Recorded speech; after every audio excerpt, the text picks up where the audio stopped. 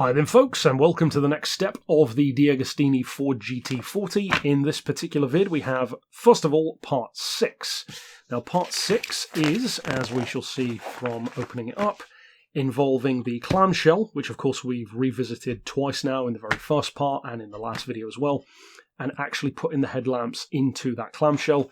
So that involves this little piece here with the glass, etc. And of course we will be bringing back the actual full clamshell itself, which you can see here. Of course we put this one on not too long ago, and we'll be placing the lights, of course, into here. So I'm going to put that one back to one side for a second. And of course the next step is to bring back our trusty screwdriver and open up the package. Inside our package we've got some more small screws, no surprises there. We have our two main pieces. I carefully undo this one, plastic out of the way. We've got the main headlight glass, of course, which we'll set to one side. We have two very small lenses, which you can see there. Put those off to one side, and we have the lenses for the lights themselves. There. And I believe that's it. Certainly looks that way. Okie dokie, so we have headlamp cover, glass, etc. Step 1, retrieve the hood. Okay, so let's bring that one back over here with its cover for A and the hood closures for C, which of course are the pins which you've assembled. You'll also need the headlamps, 1D and 1E. That would be these ones. So we'll set all these parts to one side as well for the moment. I've got the actual holders there, of course. Auxiliary driving lamps, so yep, we've got those, and the forward headlamp housing, 1B and 1C. So yep, we have all of that. So let's go to our next page. So step 2, place the right headlamp glass, so this piece, onto the right headlamp, which is... Are the headlamps unique in terms of side? So we have an L there, so logically we'd have an R there. We do indeed. Is the actual lens marked? Doesn't look that way. Doesn't appear to be. But there may be some way of being able to tell. But I'm not sure. For now, let's assume that that is it. Let's go with that. Okay, so place it into the right headlamp. Use the small notch to correctly align them and press the two together. So I can see the small notch here. It's just there. And I'm guessing that is where it's going to be placed into. So yeah, that does look like the correct side to me.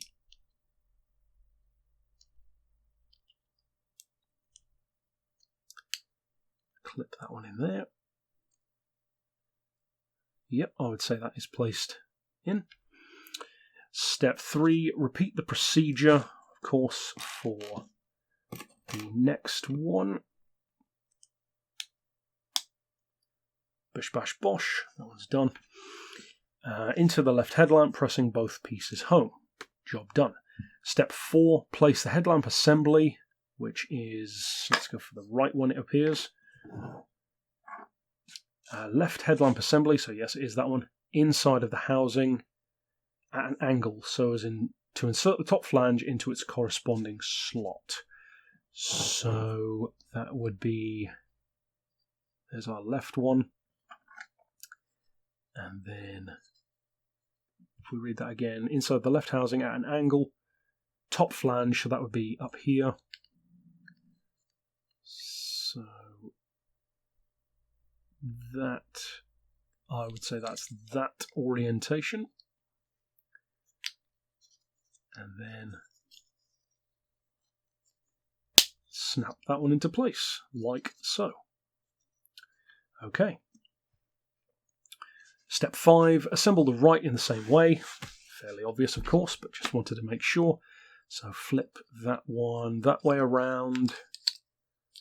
Pop the more hooked shape section into the hole, and then snap in the bottom. Already looking a lot more like headlights now. The headlamps should look like this. They do indeed. Step 6, fit the right auxiliary driving lamp glass, which is this one. Again, I'm not sure. Doesn't look to me like there's any orientation on that one. So let's place that there for now. Into the right auxiliary driving lamp. Now, the lamp might be oriented. It doesn't look that way to me, though. I can't see any letters on there. And it doesn't look to have any particular orientation. So, do we have... There should be a small... Yeah, there we go. Very small little nodule in there. And let's pop, whoops, pop that one very carefully in there.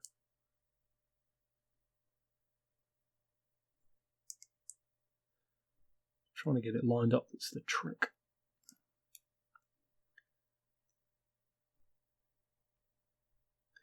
Yep, that one looks popped in to me. Now let's move on to the other one. So there is that light as well. Now, step 7. Fit the left auxiliary lamp into corresponding. So, yep, that's in the same way. Okie dokie then. Move some of this stuff over a bit. What do we have next? Let's move these over a little. Step 8. Now take the front hood. Bingo. Let's move the lights out of the way. Flip it over. So, fit the right headlamp cover, which would be, I believe, that one. Yep, that is indeed. Oh, no, wrong thing. The cover, not the back. Yep, that would be the right one. Fit the right headlamp cover into its corresponding opening inside of the hood. So, are we coming in from the outside? Looks like it might be. Or it may just sit in that way, actually. Yeah, looks like it does. So that one can sit in there. Then step 9, position the headlamp cover, which would be, yep, that's the right one. Headlamp cover, or the headlamp assembly, I should say, over the headlamp cover and fix it to the underside using 2 FD screws. The glass cover should now be held in place. So let's pop you on there. Let's just see first of all how that one falls. Right, so that feels like it has naturally slotted into place. Let's get our little screws out. Very carefully pop that one on there. And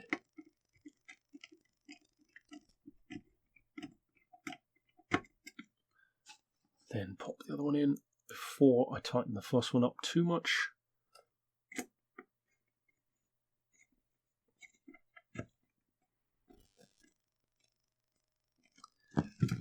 I think I'll pick that one up to finish them off.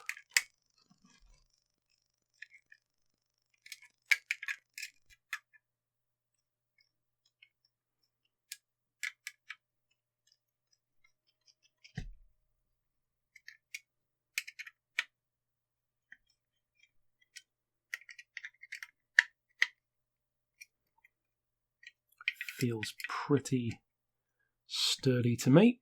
Let's flip that over and take a look. And there you go, look at that. Very nice looking headlight. Looking good. So let's place that one back down again. Now, step 9. Logically, step 10 is going to be the second one, I would imagine. Repeat step 6, 8 and 6, 9 for the left. So yeah, just repeat the same process for the other side. A little bit more of a tighten. Feels pretty good to me. Flip that one back over, and the pretty front end of the GT40 is beginning to take shape. Very nice indeed. So let's set that one down. We've still got these two driving lamps over here, but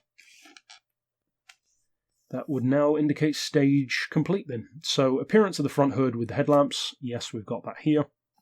Keep the auxiliary driving lamps in a safe place to be assembled on the model in future. So as we can see from the image here, obviously the little driving lamps are going to come into play later on when we get this bottom section of the bumper, which is going to, of course, slot within here. But that's it for, I believe this was part 6. Yes, it is indeed. So that's part 6 done with our little lights and the clamshell. And now let's move on to part 7. And so, part 7, here we go. This is now what initially looks like kind of a crazy piece. Maybe like an engine cover or something like that. But believe it or not, it's actually the driver's seat.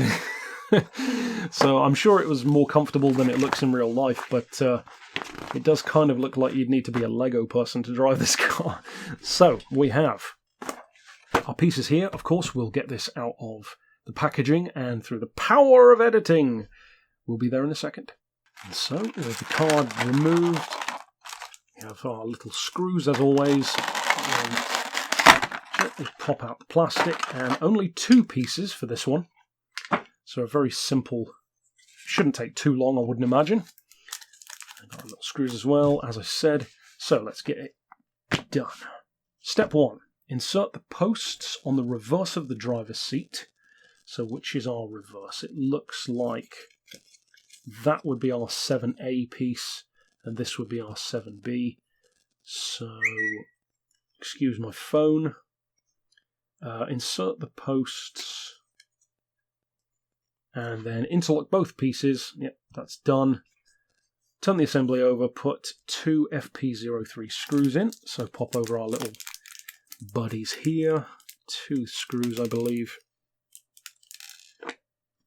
Grab one of those, put that one on. Very tiny screws once again, as we've come to expect. Oh, come on, buddy.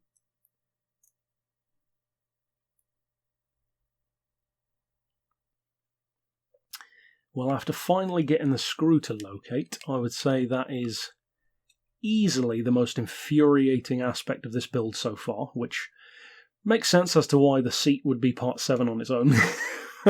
Because I tell you what, as great as magnetism is sometimes, it really does work against you when it comes to these screws. As you can see from my fingers, oh, in fact that was just from holding the chair, but still. These screws are so ridiculously small, and it really does not feel necessary for them to be that small.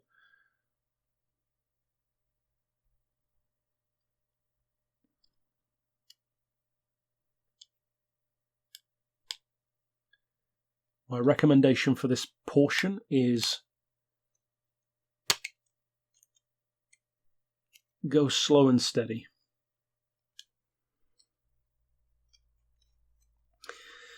And there we go. And there we have it. Easily one of the most infuriating parts of this so far.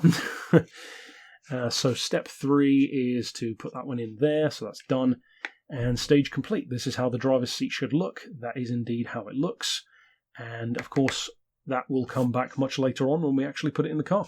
So that is it for step 7. And of course, we shall see in future, and you can see, of course, a better view of the chairs inside there. Some extra stuff. The side bolsters, it looks like, seat belts as well. So we'll come back to that, of course, in due time, whenever that issue is. And that's it for parts 6 and 7. So, of course, I'll see you guys next time, and see you then.